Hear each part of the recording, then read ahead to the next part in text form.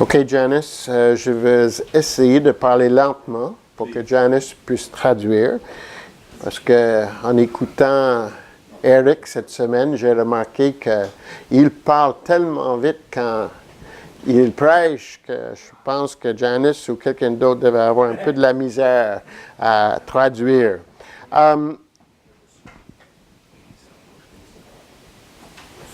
Je crois que c'est une expérience commune, que chacun de nous pouvons vivre les épreuves et les moments difficiles de toutes différentes sortes. C'était le cas que nous voyons avec certaines personnes et les Israélites dans l'Ancien Testament, et c'est la même chose avec Jésus et les disciples dans le Nouveau Testament. Les épreuves font partie de la réalité de la vie.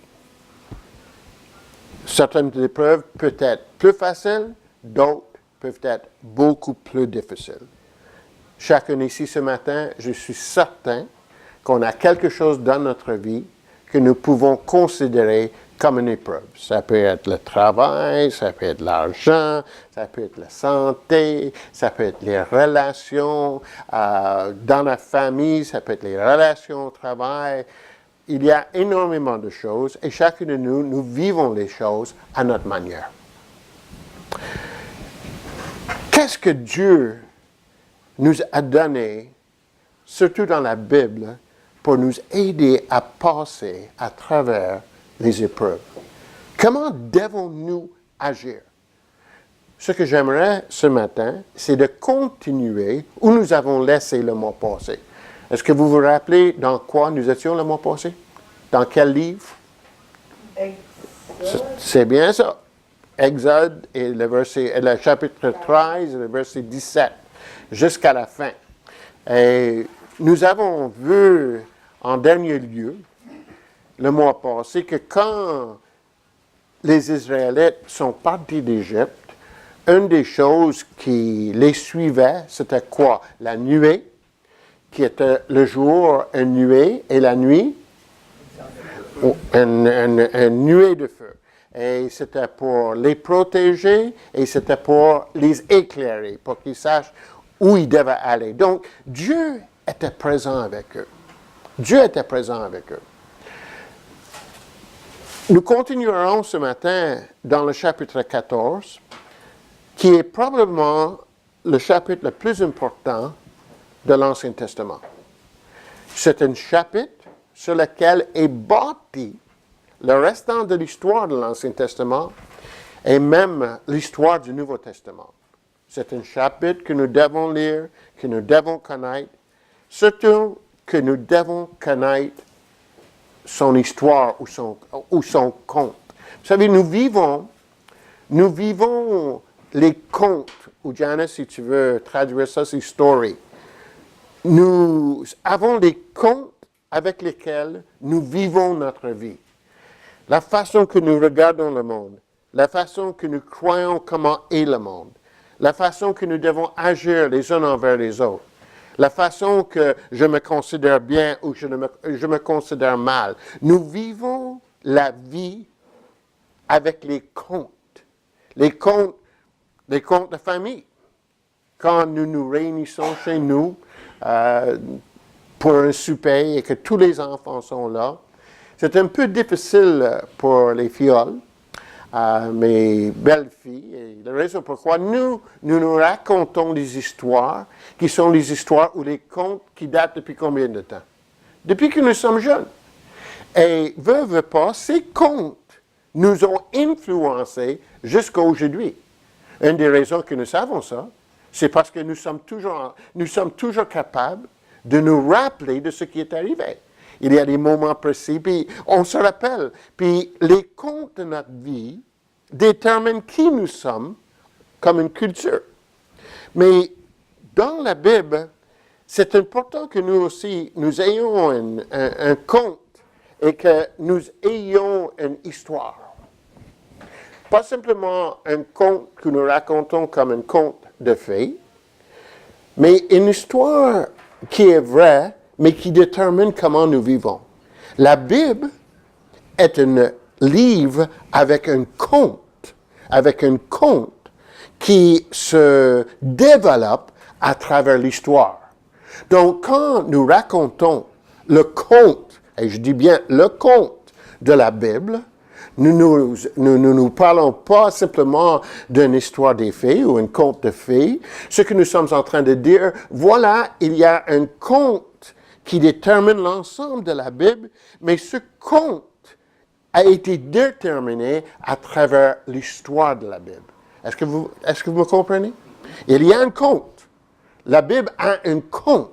C'est pourquoi Jésus, quand il est ressuscité et qu'il a parlé avec 2 de ses disciples sur le chemin d'Emmaüs, et il a demandé pourquoi est-ce que vous êtes triste, puis ils disent à Jésus, mais est-ce que vous ne savez pas qu'est-ce qui est arrivé à Jérusalem ces derniers jours? Puis Jésus, tout de suite, il a commencé à leur parler de lui en utilisant quoi? Les Écritures. Dans la loi de Moïse, dans les prophètes et dans l'histoire.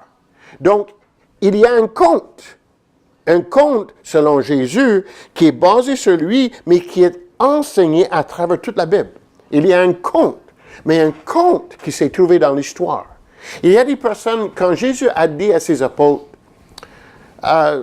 l'Écriture dit que je mourrai, je serai enterré et que je serai ressuscité en 3 jours. Est-ce qu'ils sont nombreux, les passages, où nous pouvons aller dans l'Ancien Testament et trouver exactement où Jésus se réfère quand il dit, dans les Écritures, c'est écrit que je serai trahi, je mourrai, je serai enseveli et je serai ressuscité. Est-ce qu'il y a des Écritures? Oui. Ouais, lesquelles? Pas écrit? Non? Ben, c'est écrit ses souffrances dans la vie. Moi, je parle de sa résurrection. Il a dit, c'est écrit de moi dans l'Écriture, que je mourrai, je serai enseveli, je serai ressuscité dans 3 jours. D'où qui prend ça? Dans l'Ancien Testament. Où? Serpent d'airain, c'est pas un... On se pose des questions, hein? C'est pas un... On se pose des questions, hein? On se pose des questions. Mais quand même, Jésus le dit. Il y a quelque chose qui est arrivé à travers l'histoire de la Bible, de Genèse jusqu'à Apocalypse, ou dans lequel il y a un conte qui est ressuscité, ou qui est donné. Un conte. Et pour être chrétien, et pour pouvoir passer à travers les épreuves, il nous faut connaître et se rappeler et mémoriser le conte. Il y a un conte. Si nous lisons un livre, ou nous allons voir un film aujourd'hui, vous savez comme moi, le livre essaie d'enseigner quelque chose. Et il enseigne quelque chose comment?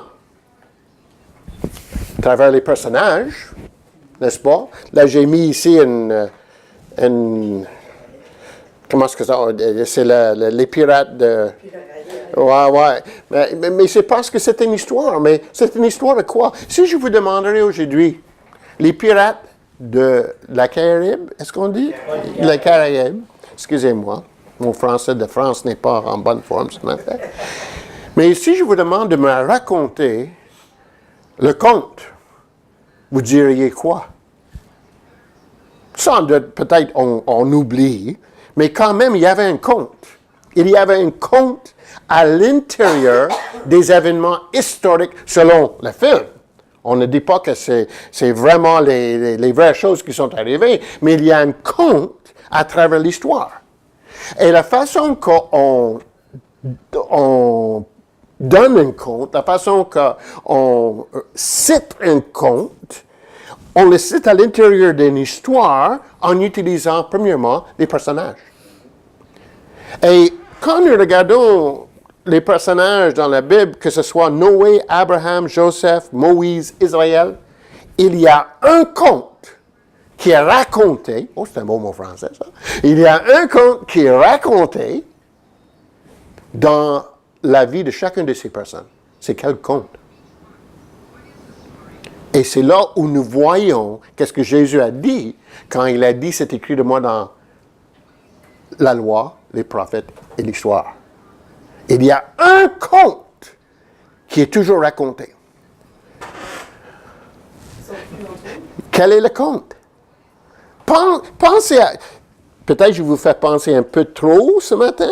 Je comprends. Moi, j'ai eu 3 cafés. Je ne sais pas si vous autres, vous avez... Oui, mais un conte, en anglais, on dit une story. C'est une histoire. Le mot conte, là, C'est parce que pour nous, les Québécois, et je me mets parmi les Québécois, pour nous, les Québécois, normalement, quand on parle d'un conte, ce n'est pas vrai.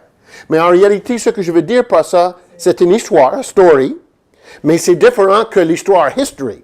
Comprenez? Et moi, ce que je dis, c'est que quand nous regardons les contes, les stories de Noé, Abraham, Joseph, Moïse et Israël, il y a un conte qui se répète tout le temps. Pensez à leur vie. Donnez-moi en 3 étapes la vie de Noé, quelqu'un. il l'a sauvé, il l'a sauvé. Oh, avant ça, son histoire commence avant ça. Il était un homme intégré. Et donc, qu'est-ce qui est arrivé? Dieu l'a préservé. Dieu l'a appelé. Dieu l'a appelé. Après que Dieu l'a appelé, il a construit l'arche, puis tout ça, puis qu'est-ce qui est arrivé? Une épreuve. Il y a une épreuve, parce que dans un conte, dans une histoire, il y a toujours des personnages, mais il y a aussi ce qu'on appelle un ennemi. Toujours dans les contes. Les petits contes qu'on raconte aux enfants, il y a toujours quelqu'un qui est une personne qui est un obstacle, ou quelque chose qui est un obstacle. Il y a toujours un ennemi dans une histoire, toujours.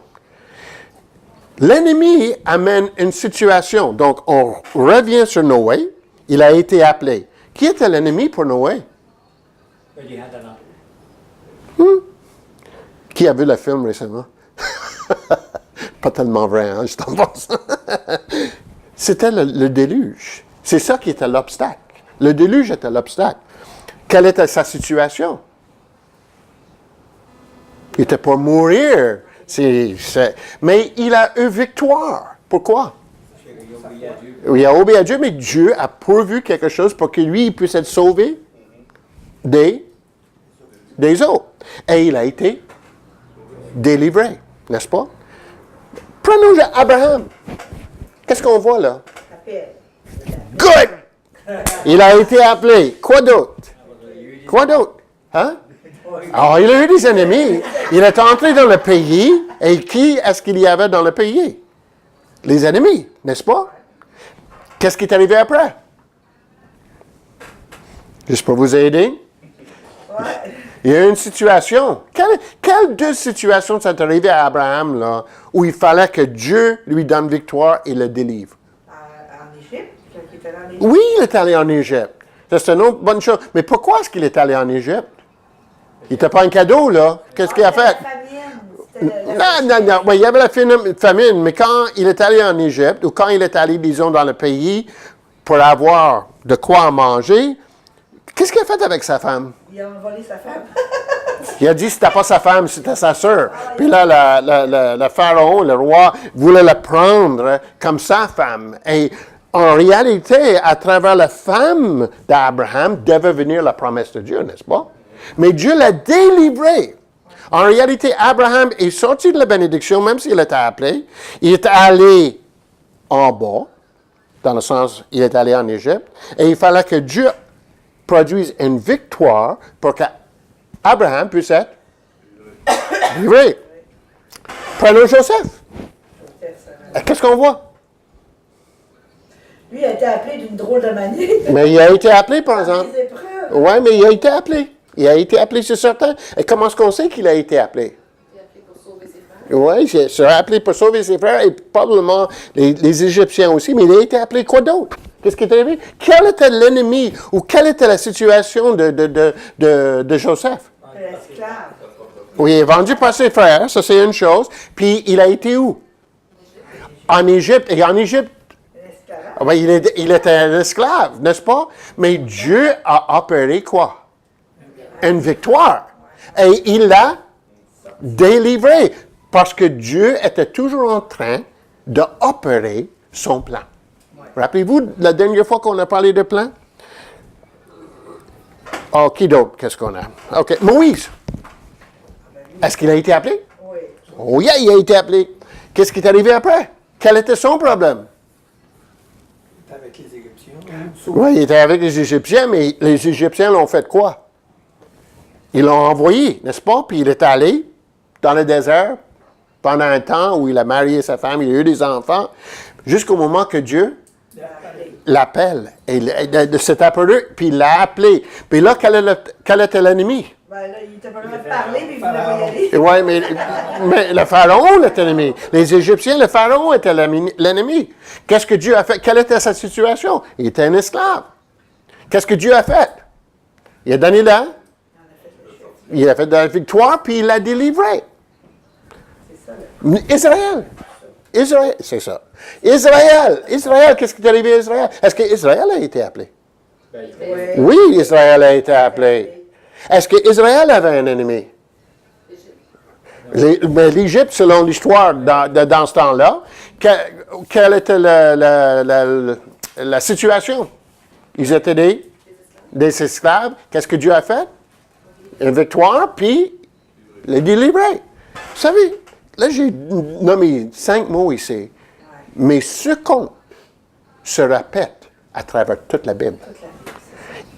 Un appel d'un ennemi, une situation à cause de l'ennemi, une victoire que Dieu produit et la délivrance. Regardez la vie de Jésus. Est-ce qu'il a été appelé? Oh yeah! Oh yeah! Est-ce que Jésus a eu un ennemi? Oui. Qu'est-ce qui est arrivé à Jésus? Il est mort. Mais Dieu l'a délivré, ou lui a donné victoire en le ressuscitant et a délivré de tout ce qui pouvait être. Quand Jésus dit, c'est écrit de moi dans les Écritures, il parle du conte. Il parle du récit. The history, the story. Et pour nous, c'est très important d'avoir cette histoire ou cette story. Comme je vois ici dans Exode, Israël a été appelé, l'ennemi était Pharaon, situation, esclavage, il fallait que Dieu donne une victoire et que Dieu les délivre. Jésus est appelé, Satan est l'ennemi, le péché est le problème, il est mort et ressuscité, il a offert délivrance. Nous aussi, c'est la même chose. Nous sommes les enfants de Dieu. Notre ennemi, c'est qui? C'est le malin. Des fois, c'est nous autres. Des fois, c'est nous autres, mais quand même, et la situation, c'est que nous sommes les pécheurs et nous avons du péché. Et Dieu combat pour nous et il nous délivre. OK? Revenons à l'histoire que nous a... On va essayer d'avoir ça d'une autre façon, là. Ah, c'est ça. OK. Je devrais le donner. Come on. OK. Si on commence chapitre 14, j'ai jusqu'à quelle heure, normalement? Dites-moi la vérité. 11h. All right. L'Éternel dit à Moïse, là, je suis ici. L'Éternel dit à Moïse, Genesis 14:1. L'Éternel dit à Moïse, parle aux enfants d'Israël qui reviennent camper devant Pi-Hahiroth, entre Migdol et la mer, vis-à-vis de Baal-Séphon. C'est en face de cet endroit que vous camperez près de la mer. Le Pharaon dirait des Israélites, ils sont perdus dans le pays, prisonniers du désert. Vous savez où Dieu les a amenés? Dieu les a amenés, les Israélites, et juste en passant, il y a un nouveau film sur l'Exode et sur Moïse qui va sortir à Noël. J'espère que c'est mieux que le film sur Noé. Mais Dieu les a amenés dans le désert. La dernière fois, je vous ai dit, au lieu de les amener directement est-nord, il les a amenés comment? Dans le sud. Dans le sud.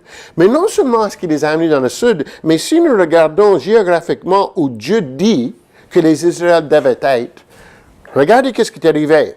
Ils sont devant la mer. Un côté, c'est le désert. L'autre côté, c'est les montagnes. Et en arrière, c'est qui? Donc, Dieu les a amenés dans une situation impossible. Vous savez, une épreuve est vraiment une épreuve quand ce n'est pas notre faute.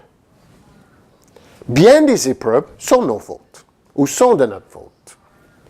Si moi, je donne une tape à René et lui, il me redonne une tape en retour, c'est pas une épreuve, ça. C'est loin d'être une épreuve. C'est simplement le résultat de mon péché. Une épreuve, ce n'est pas quelque chose dans lequel je me mets. C'est quelque chose qui m'arrive malgré moi, dans lequel je n'ai aucun contrôle. Tombe malade, perdre un job, vivre des moments difficiles. Quand ce n'est pas sous mon contrôle, c'est une épreuve. C'est pourquoi Jacques nous dit, quand quelqu'un est éprouvé, qu'il ne dise pas, c'est Dieu qui me l'a fait. Pas vrai. C'est pas vrai. Si vraiment c'est une vraie épreuve, ce n'est pas à cause de moi, c'est à cause de ce que Dieu amène dans ma vie et sur lequel je n'ai pas de contrôle. Mais Dieu a amené les Israélites là où il n'y avait pas de contrôle. Regardez ce qu'il dit au verset 4. « J'endurcirai le cœur de Pharaon et il les poursuivra, mais le Pharaon et toute son armée, est-ce que vous le voyez en jaune? Yes. Toute son armée serviront à faire éclater ma gloire, et les Égyptiens sauront que je suis l'Éternel. » Tout se passe ainsi. On annonça au roi d'Égypte que le peuple avait pris la fuite. Alors les dispositions du cœur de Pharaon et de ses serviteurs envers le peuple changèrent. Ils se dirent, qu'avons-nous fait en laissant partir Israël? Nous n'aurons plus les services. Dieu dit, je ferai que toute l'armée d'Israël serviront à faire éclater ma gloire, mais Pharaon cherche que les Israélites le servent. Des fois, nous nous trouvons dans des situations où nous croyons, où nous pouvons croire que ce n'est pas Dieu en contrôle, nous sommes en train de servir d'autres choses que Dieu. Il n'y a aucune situation que Dieu permet qui ne pourra pas être utilisée pour servir à sa gloire. Même s'il semble que la situation où les personnes essayent de nous faire leur servir. Le Pharaon attela son char et prit son peuple, au verset 6. Avec lui, il prit 600 chars d'élite, ainsi que tous les chars de l'Égypte, chacun avec ses combattants. Et l'Éternel endurcit le cœur de Pharaon, roi d'Égypte, et le Pharaon poursuivit les Israélites. Pourtant, les Israélites étaient sortis ouvertement d'Égypte. Les Égyptiens les poursuivirent, et tous les chevaux et les chars du Pharaon, ses cavaliers et son armée, les rattrapèrent, alors qu'ils campaient près de la mer, vers Pi-Hahiroth, vis-à-vis de Baal-Zephon. Est-ce que vous vous rappelez la dernière fois comment les Israélites sont sortis d'Égypte? Qu'est-ce que je vous ai dit? Ils sont sortis en quelle forme? Comment est-ce qu'ils marchaient? Oui, ils marchaient comme une armée. Ils marchaient comme une armée. Quelles armes est-ce qu'ils avaient? Ils n'avaient pas d'armes.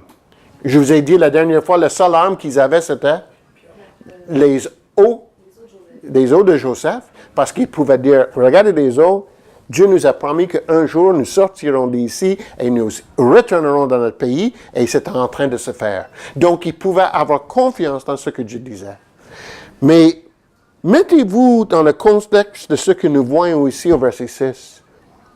600 chars d'élite. On nous dit, selon l'histoire, que Pharaon avait au moins 2500 chars. Et à ce moment-là, c'était la bombe atomique pour une nation comme Pharaon. Ils étaient beaucoup mieux équipés que les autres nations autour, puis ils gagnaient toute leur guerre à cause de ces chars, ces chars et de ces chevaux. Si moi j'étais un Israélite et j'étais devant la mer et que je regarde en arrière et je verrais ce qui est en train d'arriver, je verrais la plus grande force qui était connue à ce moment-là. Pharaon n'a pas décidé simplement d'envoyer 2 ou 3 soldats, il a envoyé toutes ses élites. Il a envoyé ses rangers, il a envoyé ses commandos, il a envoyé les meilleurs. Et là, regardez au verset 10, le Pharaon, quoi? Il approchait. Les Israélites, qu'est-ce qu'ils ont fait? Ils lèvent les yeux et qu'est-ce qu'ils ont vu? Les Égyptiens étaient en marche derrière derrière eux. eux. Ils lèvent les yeux. Premier problème. Premier problème. Parce que qu'est-ce qui était devant eux? C'est la mer. Oui, mais il y avait d'autres choses. Il y avait la nuée. Il y avait la nuée. Ils suivaient la nuée. La nuée était devant les autres. Et au lieu de garder les yeux sur la nuée, ils ont décidé de regarder en arrière et de voir l'ennemi. Regardez qu'est-ce qui est arrivé quand ça s'est arrivé. Ils éprouvèrent une grande frayeur et ils crièrent à l'Éternel. Ils ont capoté en bon québécois. Et verset 11, ils dirent à Moïse, est-ce qu'il n'y avait pas assez de tombes en Égypte que nous avons amenés dans le désert pour mourir? Que nous as-tu fait en nous faisant sortir d'Égypte? N'est-ce pas précisément ce que nous te disions en Égypte? Laisse-nous, quoi? Servir. Qu'est-ce que le Pharaon voulait? Qu'ils servent. Et les Israélites maintenant sont en train de dire à Moïse, laisse-nous servir. Donc ils sont dans un problème et la première chose qu'ils font, ils capotent et la deuxième chose qu'ils font, ils parlent contre le leader. Tellement vrai ça. C'est tellement vrai. La personne que nous donnons ou que nous mettons responsable pour nos problèmes, c'est toujours la même chose. Pourquoi on a fait ça? Pourquoi est-ce qu'on a déménagé au Canada? Pourquoi est-ce qu'on a pris cet emploi-là? Pourquoi est-ce qu'on a fait ça? Il faut trouver quelqu'un que nous pouvons blâmer, sauf nous-mêmes. Mais le plus gros problème ici, ce n'est pas simplement le blâme. Le problème, c'est qu'ils capotent. Et ils capotent parce qu'ils sont en train de regarder le problème plus que de regarder vers Dieu, qui les appelait à aller quelque part. Imaginez-vous, on dit, mais si je voyais Dieu devant moi, vivant, hey, il y avait la nuée devant les autres, ça on dit, ça c'est un autre mot québécois. Puis quand même, ils ont dit non, on va regarder, et on va regarder le problème, et en regardant le problème, ils ont commencé à chialer, puis ils ont commencé à avoir peur, et ils n'ont pas arrêté de parler. Moïse répondit au peuple, n'ayez pas peur. N'ayez pas peur. Restez en place et regardez la délivrance que l'Éternel va vous accorder aujourd'hui. En effet, les Égyptiens que vous voyez aujourd'hui, vous ne les verrez plus jamais. Now, check-moi ça là. Restez en place. Ils sont devant la mer. Pas un petit ruisseau, là.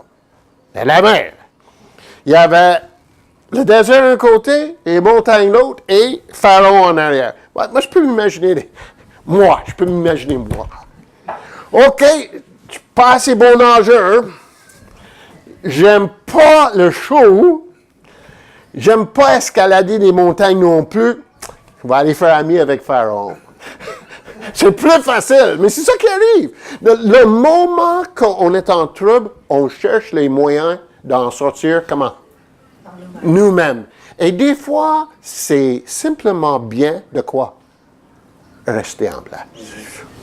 Bougez pas. Ouais, mais tu sais pas combien je souffre. Tu sais pas ce que je vis.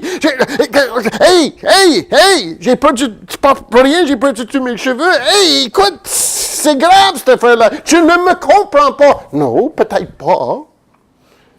Mais Dieu dit, au lieu de capoter, restez en place. Restez en place et regardez. Regardez ce que je vais faire. Regardez ce que je vais faire. C'est l'Éternel qui combattra pour vous. Quant à vous, gardez le silence. Jacques nous dit, et je pense que je l'ai ici dans l'autre, Dieu conduit, l'ennemi combat. Mais Jacques nous dit que dans l'épreuve, une vraie épreuve qui vient de Dieu, on doit être lent à parler, prompt à écouter. Non, je pense que the voice was cut. Say that to Janice. Janice, the voice is cutting. Repeat just. Is it okay now? No. Et là, ça va être The Le battery? signal. The battery? Maybe the battery. But Janice, it's cutting. Non, il n'y a plus de... Batterie vide. Il y a la version allemande. Okay. Janice, I'm going to go from English to French, French to English, just to finish here. Okay? Il dit lent à parler, prompt à écouter et lent à se mettre en colère. Slow to speak, eager to listen, and what? Slow to get angry. Est-ce que les Israélites étaient lents à parler? Non. Est-ce qu'ils étaient prompts à écouter? Est-ce qu'ils étaient lents à se mettre en colère? Were the Israelites slow to listen? Were they eager to listen? Were they slow to talk? And were they slow to get angry? No. Jacques savait que quand nous sommes dans les épreuves, nous agissons de la même façon. Nous agissons de la même façon. Ce que nous faisons, on commence à chialer. La pire chose, moi je sais qu'est-ce qu'on fait. C'est comme moi, à un moment donné, j'avais un patron qui m'haïssait. Et quand je dis haïr, c'est pas loin de la vérité, je vous le dis. Au point que, il m'a appelé dans son bureau, il a fermé la porte, c'était le président de la compagnie, j'étais plus jeune. Je n'étais pas un cadeau, mais j'étais plus jeune. Puis il m'a dit, Leslie, je t'haïs tellement que moi je pense que je vais embaucher 2 personnes pour te tuer. Il m'a dit ça, honnêtement. Et il était sérieux, il était très sérieux.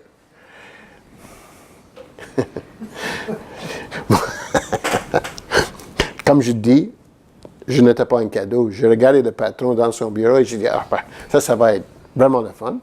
Il dit, comment ça va être le fun? Je suis sérieux. J'ai dit, non, mais parce que quand tu vas me jeter en dehors de la fenêtre, des anges vont me prendre dans leurs ailes et ils vont me mettre à terre. Oh, il était bleu. Je sortis, mais veux pas, quand nous sommes dans une telle épreuve, la première chose qu'on veut faire, c'est parler. Laisse faire parler. Parce que des fois, quand on parle, ça nous donne du trouble. La meilleure chose qu'on peut faire, c'est d'être prompt à écouter. Prompt à écouter. Et ne pas s'enrager. Savez-vous pourquoi? Dieu a dit à Moïse de donner un commandement. Juste un. Juste un. Aux Israélites. Un mot. Vous savez qu'est-ce que c'était? Avancer. Marcher. C'était la seule chose. Pas d'autre chose. Imaginez-vous s'ils chialaient tout le temps, puis un essayait d'aller dans le désert, l'autre essayait d'aller sur la montagne, l'autre essayait d'aller faire des amis avec Pharaon. Rien n'aurait marché. Il fallait qu'ils écoutent pour qu'ils puissent entendre exactement ce que Dieu disait. Et Dieu a dit, marche. Et quand ils ont marché et que Moïse a levé son bâton, qu'est-ce qui est arrivé? La mer s'est ouverte. Ils ont marché à travers la mer. Et quand ils étaient de l'autre côté, ils ont vu toute l'armée élue de Pharaon mourir dans la mer. Dieu avait opéré de la délivrance. Et le chapitre 15, c'est le premier chapitre dans la Bible où nous parlons de louange. C'est la première fois que le peuple de Dieu chante, dans le chapitre 15. Et le chant est dirigé par une femme. Marie, la sœur de Moïse. Pourquoi est-ce que je vous dis tout ça? Vous savez,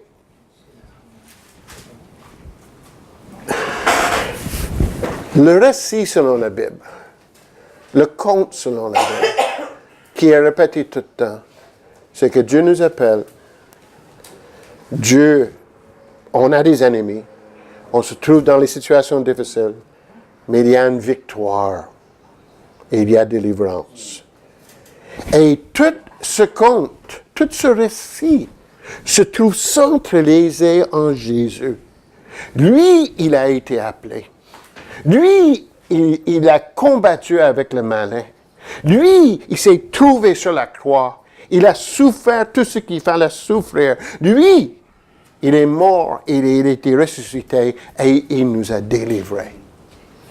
Ce que Jésus a vécu devient le modèle pour nous dans ce que nous vivons, dans ce que nous faisons. En ayant confiance dans le Dieu de Jésus, qui a fait ça pour Jésus, pour que ça puisse être fait aussi pour nous. Moi, aujourd'hui, je sais que je suis un appelé de Dieu. Pourquoi est-ce que je sais ça? Parce que je suis mieux que les autres? Non, pas du tout. Dieu dit simplement qu'on est un appelé quand nous savons qu'est-ce que Jésus-Christ a fait pour nous. Quel est le récit? Jésus est le seul. Il n'y en a pas deux.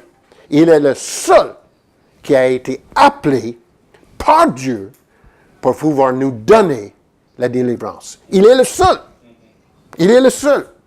L'ennemi, selon la parole de Dieu, c'était un ennemi qui est le malin, le diable, nommez-le comme vous voulez, mais c'était quelque chose qui était complètement contre lui pour que lui, il puisse faire ce qui était nécessaire pour que nous puissions participer sur la nouvelle terre et dans les nouveaux cieux. Dieu a détruit l'ennemi. Et comment est-ce qu'il a fait? Il a été en dessous. Il est mort. Il a été enseveli. Et Dieu, par sa force, pareil comme dans les Israélites, comme Dieu a ouvert la mer, comme Dieu a fait traverser le peuple à travers la mer, mais Dieu a pris Jésus qui était mort dans le tombeau et il l'a ressuscité par sa force, puis il a dit, maintenant, tu es délivré, tu es à la tête ou tu es à la droite de Dieu dans le ciel. Et toutes les personnes qui croient en toi sont amenées avec toi. Moi, je sais que je suis appelé aujourd'hui parce que je crois ça. Je crois au conte de la Bible. Je crois le récit de la Bible. Ce récit qui dit, je suis un appelé. J'ai un ennemi, mon péché et mes péchés. Je vis la situation de mon péché et de mes péchés. Mais la victoire a été donnée. La victoire a été donnée à cause de ce que Jésus a fait. Et maintenant, je suis délivré. Aujourd'hui, je peux dire, je suis délivré. Délivré dans quel sens? Moi, je sais que si, d'un moment à l'autre, je meurs, avant même que ma grosse tête frappe le plancher, je serai dans la présence de Dieu. Et non seulement est-ce que je serai dans la présence de Dieu, mais Dieu sera comme dans le récit de l'enfant prodigue. Il sera là en train de me regarder pour m'apprendre, pour m'embrasser et pour m'accueillir auprès de lui pour l'éternité. Et il va faire ça parce que moi, j'ai cru dans le récit de Dieu. Le récit qui dit, pour que j'ai la victoire, il faut que Jésus l'ait avant moi, il faut que je croie que lui, il l'a eu, pour que moi, je puisse être délivré. Prions. Père Céleste, apprends-nous à connaître et mémoriser le récit. Apprends-nous, Seigneur, à regarder vers toi et pas en arrière. Apprends-nous, Père, à nous confier dans ce que Jésus-Christ a fait pour nous et d'avoir la certitude que s'il revient aujourd'hui ou si nous partons aujourd'hui, nous serons avec lui pour l'éternité. Donne-nous la certitude que la victoire a été gagnée et nous avons été délivrés. Et quand nous sommes dans les épreuves, Seigneur, donne-nous, apprends-nous d'être prompt à écouter, lent à parler et lent à se mettre en colère. Au nom de Jésus. Amen. Amen. 11 heures. Not bad. Fidèle.